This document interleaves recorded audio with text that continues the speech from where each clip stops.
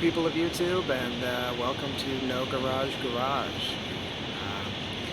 Might seem like an odd choice of channel, given that I'm in a garage right now, but I assure you this garage does not belong to me, and when we get around to doing some work, it will be in my outdoor parkade, because that's where we are. I just wanted to do, this is my first video, so I just wanted to do a little introduction.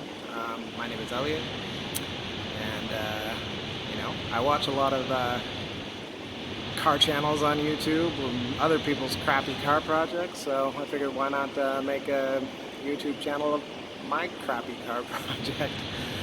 You see in the background there. So this will just be a little introduction of my SN95 back there, my 94 Mustang GT, which we will be doing some work on, and you guys can follow along with my progress.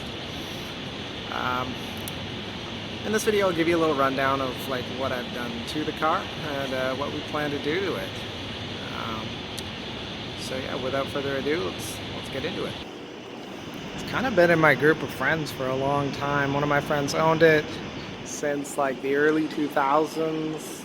He bought it when it had like, I think, second owner probably, and it had like 60 or 70,000 kilometers on it. Right now it's at 195,000 kilometers. This being a Canadian car, I'm in Canada, up here in the north.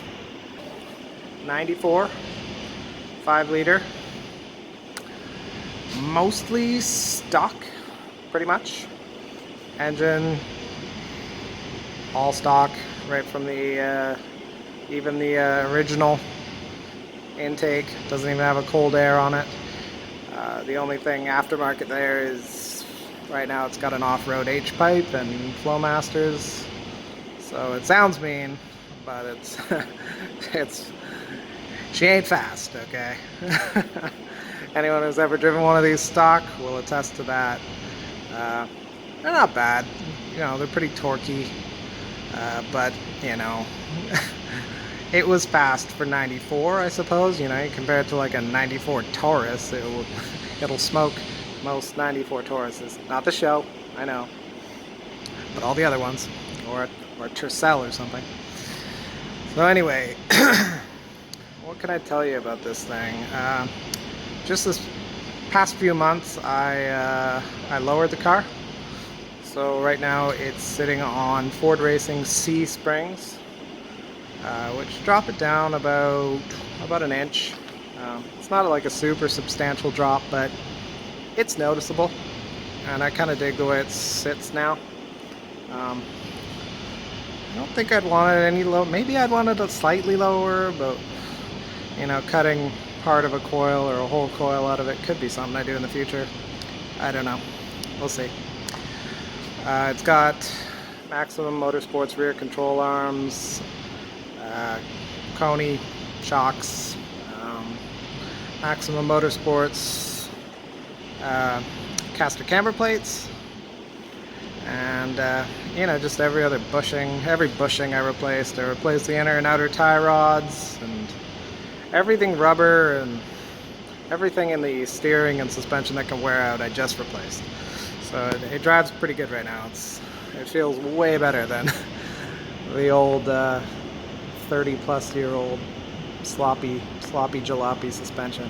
One of the things that is just the worst about these with stock suspension is they just have an enormous amount of nosedive when you're braking, and that's something I really like about these C-springs. They're very stiff in the front, not like a terrible ride, but they really cut down on that nosedive when you're braking.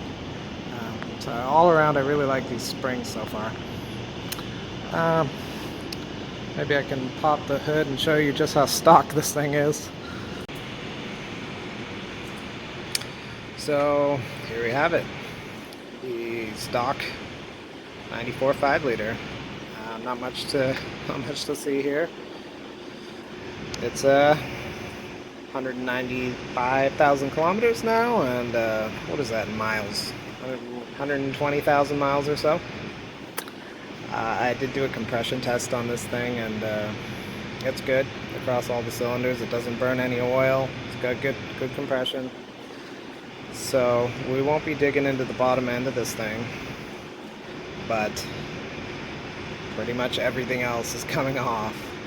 One thing you might note is I've put on an aftermarket strut tower brace, and for those in the know on these cars, you might understand where we're going with that. The factory strut tower brace kind of goes like directly over the factory intake manifold, so if you're going to put a larger intake manifold on, you're out of luck with using the factory strut tower brace, hence this Maximum Motorsports unit. So that gives you a hint of what we'll be doing. We're going to be doing a full top end kit. These things came from the factory with a whopping 215 horsepower, something like 300 foot-pounds of torque. So it feels pretty decent, but obviously for a 5-liter V8 we need more power, and we've got the items for that. We'll be doing a set of aluminum heads, a cam, and intake manifold, throttle body, mass air, fuel injectors, fuel pump, the works to get this thing up to a pretty reasonable performance level.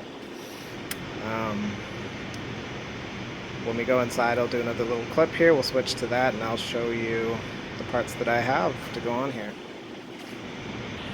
Just want to mention a few other things we've done to the car so far. So last year we did a full rear end rebuild. So it's got Ford Performance 373 rear axle ratio, rebuilt clutch pack, just the standard steel clutch disc standard rebuild, stock 28 spline axles. So that's all good. We got new transmission in it. Right now it's running a T5Z from Modern Drivetrain, which, that transmission feels fantastic, let me tell you. You know, people knock the T5 for, its strength. It can't handle high horsepower. You get up into the high 400s, maybe 500 horsepower, maybe even less, and you can blow a third gear, but boy, the T5s shift good. Especially with the carbon synchros that this thing has.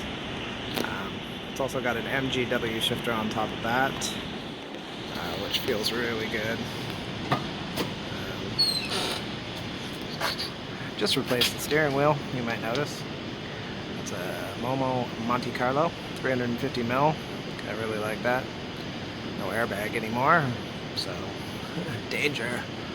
But sure looks good. Looks like same wheel that came in like the 80s Salines. You might remember, you might recall. I think in the next video we will go over all of the parts that I have to go on the car. So I'll just give this quick little preview. You can see all the parts here, and in the next video we'll go in depth into the plan.